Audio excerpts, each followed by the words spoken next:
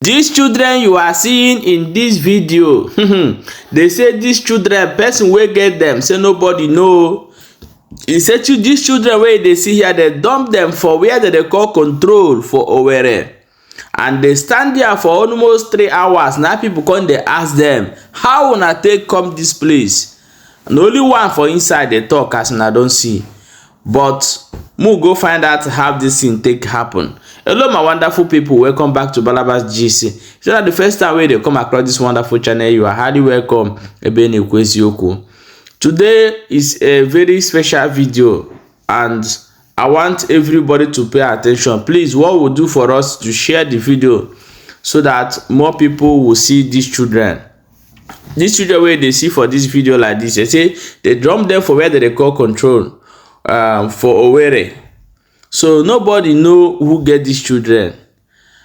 They ask the one wey big pass, how una take come? They say they come from Lagos. Say him carry himself come from Lagos.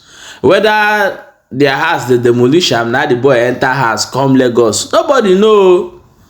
So I want me una to share this video so that we will locate the people wey get them. I want you to watch this video that I'm going to show you right now. For most of una who don't understand Igbo, I go explain at the end of that video. So stay tuned and watch the video. My people, here wo ụmụaka abụọ akpọkara n'ụlọ ọrụ anyị kemgbe Saturday ka achị ahụrụ nwụ na control post, control junction. So ajọsụrụ hapụ nwụ nga ahụ, enwe onye ma onye hafuru nwụ, edoma akpa nakwa uwe nwụ nga ahụ. Ka ewe onye kwu ngade ụka ajụọ ya ebe nwụchi. Aha ga, what is your name? Delight. Delight who? What's your surname? Delight who? What is your full name? My name is Delight. Delight who? What class are you? Nursery 2. Nursery 2. Where is your school? Where is your school? Where is your school? Where did you come from? For Lagos. From Lagos. Who carry you come over? I think that I myself. You carry yourself come over. Where is your mother? What about your mother? My mother come out. Come out, go where? To house. Which house? Your father one? My father don't go. Don't go where? To house. Ah.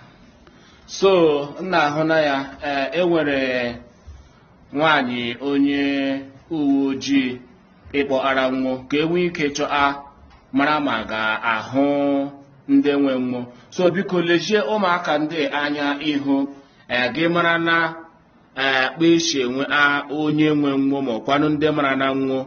Biko gaa ka enwe ike mee nwụlakwuru nne na nna nwụ. N'ihi na anọhụ na ke ndị uwe ojii ugbulaka. What is the name of your brother? Samuel. Samuel. Samuel, come. How are you? Hi. How are you? How are you? Hi. So, madam, elebishi nnushi nwe anwụ.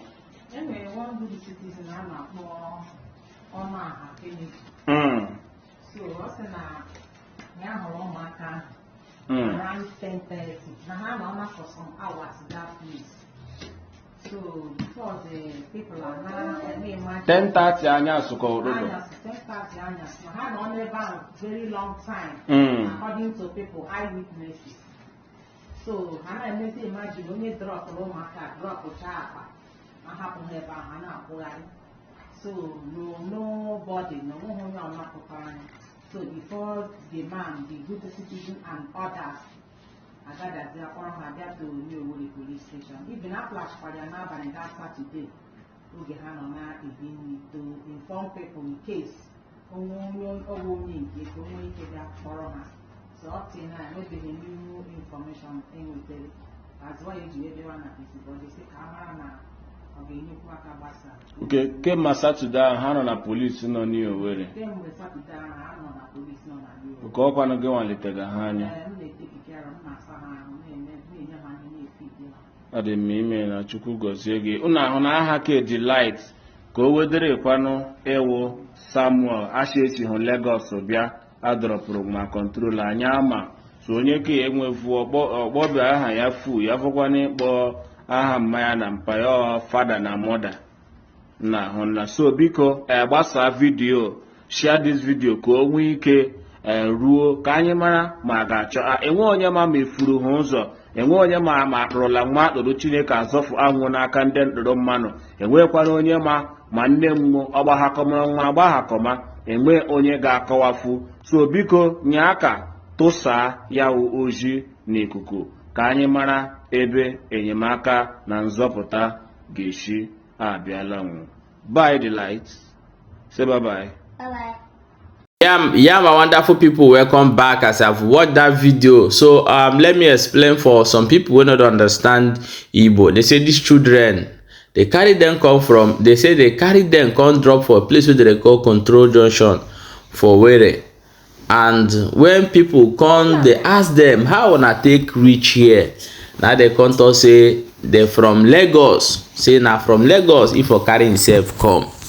So and the funny part of it, they dump them, keep their bag. So as they hear for this, they ask am where your mama. He say him mama comot. He no know him mama name, he no know him papa name.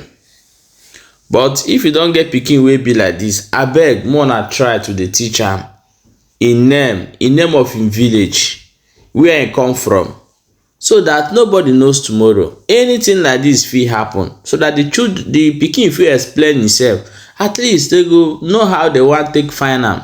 They go, make we dey try dey teach our pikin. I know say e know his, but make we dey try. So guys, my people, more na share this video so that we fit locate people wey get these children. Share the video so that other people go fit see am. Maybe as the video dey go, people wey know am dey fit locate them, go carry them. They say na police woman na come carry these children as they come find them for inside that place, and na for inside police house na they dey now as we dey talk. Okay my people, our work na to bring the information, your own work na to share them so that people go know how they want take, or the parents fit locate their children if anything by happen. Maybe say they don't know where the children dey. Okay my people, we will see you for the next update. Stay tuned.